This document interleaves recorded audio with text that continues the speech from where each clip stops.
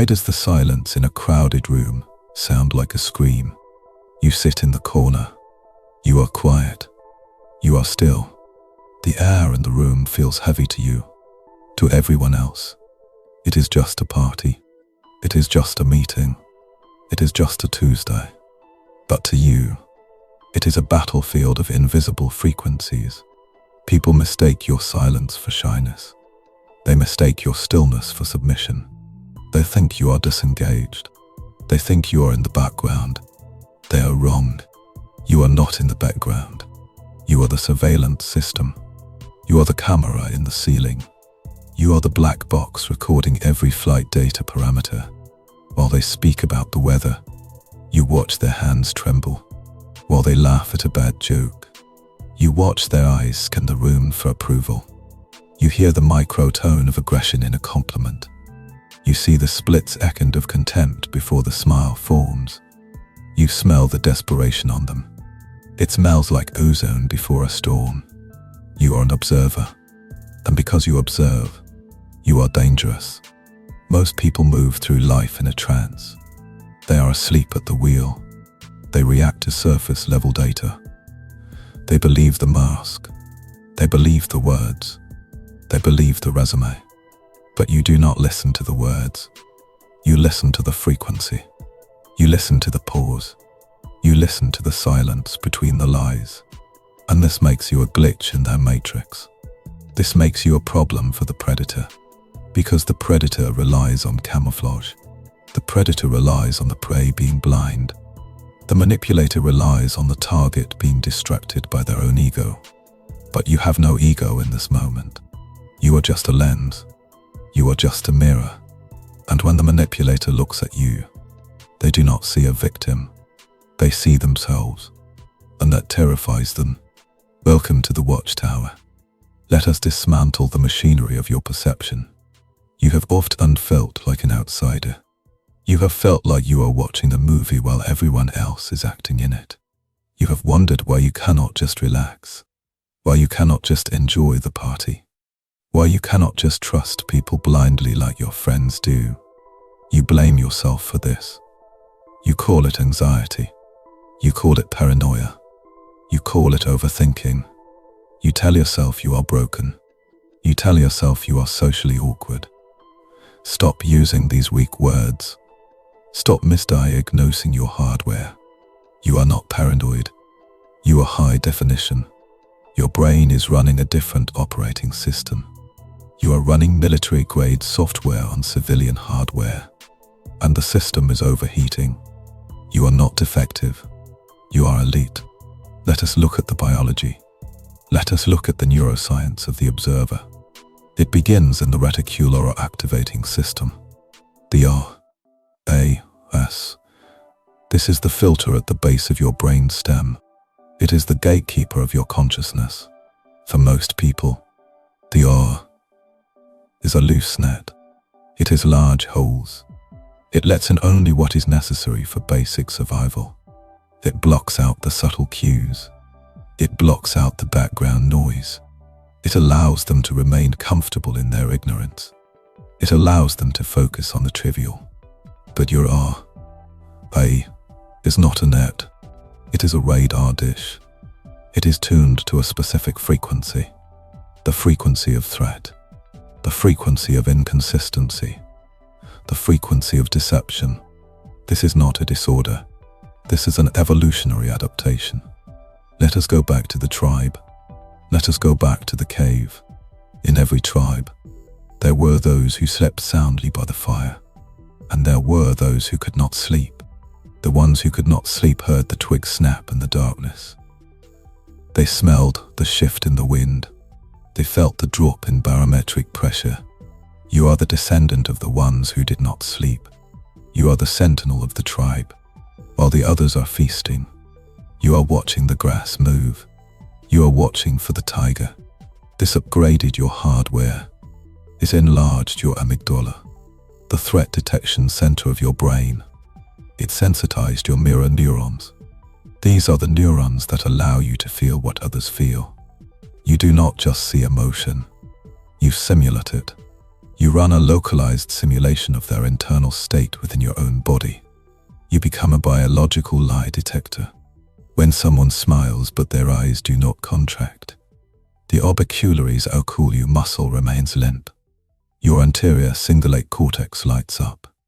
It registers a mismatch. It registers an error code. This is called a prediction error. Your brain predicts safety based on the smile, but your gut predicts danger based on the eyes. The average person ignores the gut. They override the hardware with social politeness. They do not want to be rude, so they smile back, but you do not. You feel the cold spike of cortisol. You feel the hair on your arms stand up. You feel the desire to flee. This is your vagus nerve screaming at you. It is engaging the sympathetic nervous system. Fight or flight. But in the modern world, you cannot fight the boss at the dinner table. You cannot run away from the family gathering. So you freeze. You enter the dorsal vagal shutdown. You go numb. You dissociate. And the world calls you shy. The world calls you awkward. The world is wronged. You are not awkward. You are buffering immense amounts of data. You are processing 1 million signals per second while everyone else is processing 10. But this gift comes with a heavy price tag. We must acknowledge the cost. The cost is exhaustion. The cost is isolation. Because when you see the truth, you cannot unsee it. You cannot go back to the low-resolution world. You cannot plug back into the matrix. You watch people play their games. You watch the dance of egos. You watch the social posturing, and it looks absurd to you. It looks like bad acting in a cheap play. This creates a profound sense of alienation. You feel separated from humanity by a sheet of glass. You are the astronaut looking back at Earth. You try to explain what you see to others. You try to warn them. You say, "Do you not see how he undermined you? Do you not see how she is using you?" And they look at you like you are crazy. They call you negative. They call you cynical. They call you suspicious. This is the gaslighting of the crowd. The herd does not like the one who sees the wolf, because the one who sees the wolf ruins the illusion of safety. The herd wants to believe the meadow is safe. The herd wants to believe the shepherd is good. If you point out the butcher knife in the shepherd's belt, the sheep will attack you, not the shepherd, because you broke the peace. So you stop speaking. You retreat into the silence. You become the watcher in the shadows. You carry the burden of the truth alone. This is heavy. This creates a metabolic drag on your system. Your prefrontal cortex is constantly working. It is constantly running simulations. If X equals true, then Y is Y acting like fools. You are solving complex equations while everyone else is just eating dinner. This leads to burnout. This leads to the desire to numb the senses, to drink the alcohol, to scroll the phone, to turn down the volume of the world, because the signal is too loud. The data stream is too intense. You crave the void. You crave the darkness, just to rest your eyes. The philosopher Arthur Schopenhauer spoke of this. He spoke of the genius who is condemned to solitude. He said that talent hits a target no one else can hit. Genius hits a target no one else can see. You are hitting targets that do not exist for other people, and the manipulator hates you for it. Let us analyze the antagonists. The manipulator, the narcissist, the Machiavellian. They operate on a simple algorithm. Distortion. They distort reality to serve their needs. They create a facade, a false self, and they demand that you worship this false self. They need supply. They need validation. They need control. To get this control, they need you to doubt your own perception. They need to override your operating system. They use love bombing to flood you with dopamine. They use devaluation to flood you with cortisol. They keep you off balance. But this does not work on the observant, because you see the mechanism. You see the gears turning. When they compliment you, you do not feel flattered. You ask yourself, what are they buying with this coin? When they get angry, you do not feel scared. You ask yourself, what are they trying to hide with this smoke? You treat their emotions as data, not as reality, and this makes you a stone wall. They throw themselves against you, and they break. This is why you are often targeted, or often ostracized. You are the immune system of the social group, and the virus recognizes the white blood cell. The virus tries to kill the white blood cell before it can alert the body. This is why they spread rumors about you. This is why they try to isolate you. They are trying to neutralize the threat, and the threat is your vision. We must pivot now. We must change your perspective on your own nature. You have spent your life trying to soften your gaze. You have tried to be less intense. You have tried to be more agreeable. You have apologized for your sharpness. You have tried to dull your blade so you do not cut anyone. Stop it. This is a betrayal of your design. This is a betrayal of your sovereignty. You are not here to be agreeable. You are here to see. The world is full of blind people stumbling into ditches. The world is full of sheep walking into slaughterhouses. Nature did not give you these eyes to close them. Nature gave you these eyes to navigate the labyrinth. The fact that you are hard to manipulate is your superpower. Do not trade it for comfort. Do not trade it for approval. The approval of a fool is worthless. The approval of a predator is dangerous. You must embrace your role as the watcher. You must understand that your detachment is not a defect. It is a shield. It is a fortress. When you observe without reacting, you are invincible. The Stoics understood this. Marcus Aurelius wrote, "You have power over your mind, not outside events. Realize this, and you will find strength." The manipulator relies on your reaction. They need you to get angry. They need you to defend yourself. They need you to explain yourself. Because when you react, you are playing their game. You are stepping into their frame. But when you just watch, when you just observe, you stay in your own frame. You stay on your own ground. You become a mirror, and the vampire has no reflection. We must install the protocols. We need tactical solutions. We need to weaponize your observation. You have the hardware. Now you need the software. We will install 3 specific protocols to ensure you remain impenetrable. The first protocol is called the grey fog. This is for when the manipulator is probing you. They are looking for a hook. They are looking for a weakness. They are asking personal questions. They are trying to find out what you fear or what you desire. Do not give them the data. If you give them data, they will build a weapon. You must become the fog. Amorphous, unclear, boring. When they ask a question, give a non-answer.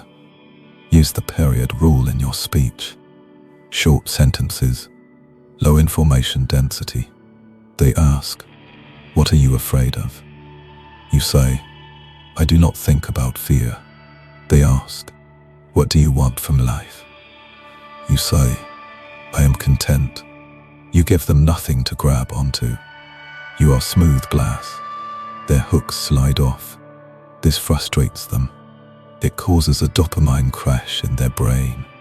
They get bored, and they move on to an easier target. You conserve your energy. You win by not playing. The second protocol is called the biofeedback loop. This is an internal protocol.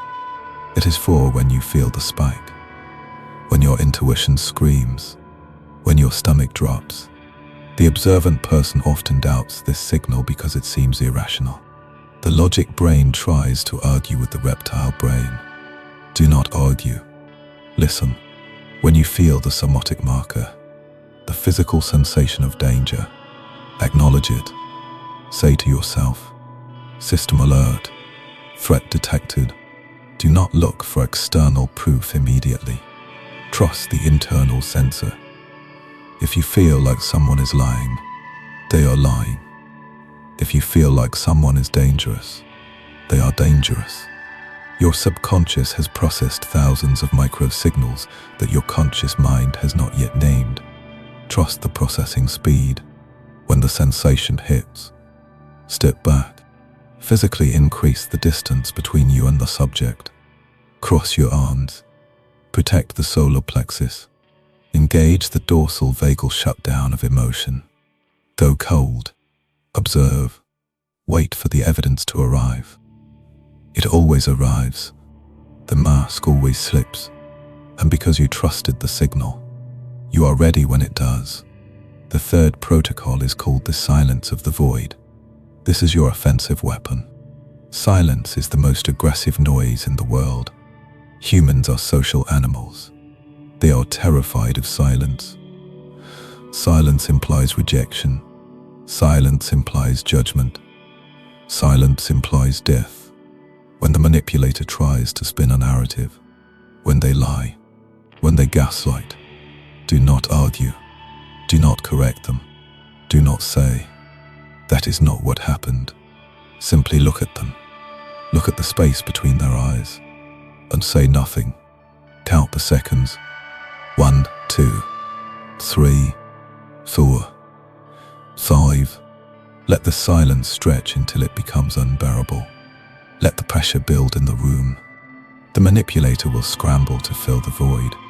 They will start talking faster. They will contradict themselves. They will reveal their hand. They will tell on themselves. You are giving them the rope, and they will hang themselves with it. You are the abyss, and when they stare into you, they see their own nothingness. This is how you break their frame. Without speaking a word, you assert dominance. Not the dominance of the bully, but the dominance of the mountain. The mountain does not argue with the wind. The mountain just is. You are moving towards a new state of existence, a state of sovereignty. You are no longer the victim of your sensitivity. You are the master of it. You understand that your ability to read people is a form of intelligence. It is a form of survival. It is a form of power. You will stop wishing you were like them. You will stop wishing you were blind. Blindness is not a virtue. Ignorance is not bliss. Ignorance is vulnerability. You are awake in a world of sleepers. This is a lonely path, but it is the path of the king. It is the path of the architect. You can build structures that others cannot perceive. You can navigate storms that others cannot predict.